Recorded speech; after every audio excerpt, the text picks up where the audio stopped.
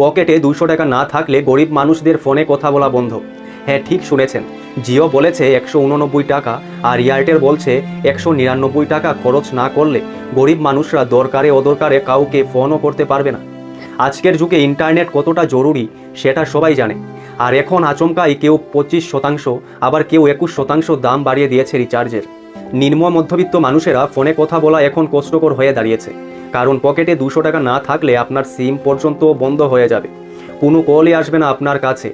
যে বিষয়ে কেউ কথা বলে না, রিয়াকশন মাইন্ড সেই বিষয় নিয়ে আপনাদের জন্য কথা বলে। সাধারণ মানুষকে রিচার্জের নামে লুটে নেওয়া এই প্রাইভেট টেলিকম কোম্পানিগুলি আমাদেরকে আরও ভালোভাবে লুটার প্ল্যান করছে। আগে প্রতিদিন 1 জিবি ডেটাতে জিওর কাস্টমারদের খরচ হতো 209 টাকা, আর এখন সেটা হয়ে যাবে 249 টাকা। আর এদিকে ভোডাফোন আইডিয়াতে প্রতিদিন খরচ করতে হবে 299 টাকা।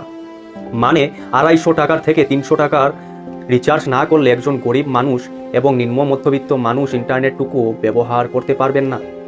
মানে এটা যে কত মারাত্মক একটা বিষয় সেটা জাস্ট একটা হিসেব জানলে চমকে যাবেন। অন্য কোনো ভিডিওতে হিসেব দেব। ভারত সরকার 40 কোটি ভারতীয়কে বিনামূল্যে রেশন দেয়, তো এইগুলা মানুষ কিভাবে এত টাকা দিয়ে রিচার্জ করবে? খাবারের চাল ডালটুকুর জন্য সরকারের দিকে তাকিয়ে থাকতে হচ্ছে, এরা কিভাবে এত টাকা দিয়ে রিচার্জ করবে? মধ্যবিত্ত মানুষরা অনেকেই আগে 56 দিন অথবা 84 দিনে রিচার্জ করিয়ে রাখতে পছন্দ করতেন, কিন্তু এখন সেখানে কূপ বসালো প্রাইভেট টেলিকম কোম্পানি। কেউ 100 টাকা, কেউ 130 টাকা, আবার কেউ 150 টাকা দাম বাড়িয়েছে। মানুষ যাবে কোথায়? যে যেদিকে পারছে এদিকে লুটছে। আজকের দিনে ইন্টারনেট ছাড়া কোনো গুরুত্বপূর্ণ কাজই সম্ভব নয়। চাকরির অ্যাপ্লাই থেকে শুরু করে বিল জমা দেওয়া, আর এখন তো দোকানে জিনিস কিনে অনলাইন পেমেন্ট করতে সবার অভ্যাস হয়ে গেছে।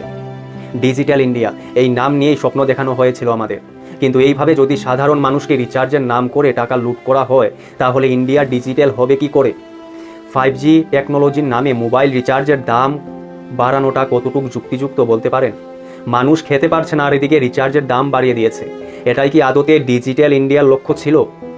এখন আপনারা যদি চান তাহলে ইন্টারনেটের মাধ্যমে প্রতিবাদ করতে পারেন, যাতে ওরা বাধ্য হয় রিচার্জের দাম কমাতে, আর নয়তো বাড়ানো দামে রিচার্জ করিয়ে নিজেকে অভ্যাসে পরিণত করতে। এবার পুরো বিষয় আপনাদের হাতে। আমি চিরন্তন চৌধুরী। ভিডিও ভালো লাগলে লাইক, কমেন্ট এবং শেয়ার অবশ্যই করতে ভুলবেন না। ধন্যবাদ।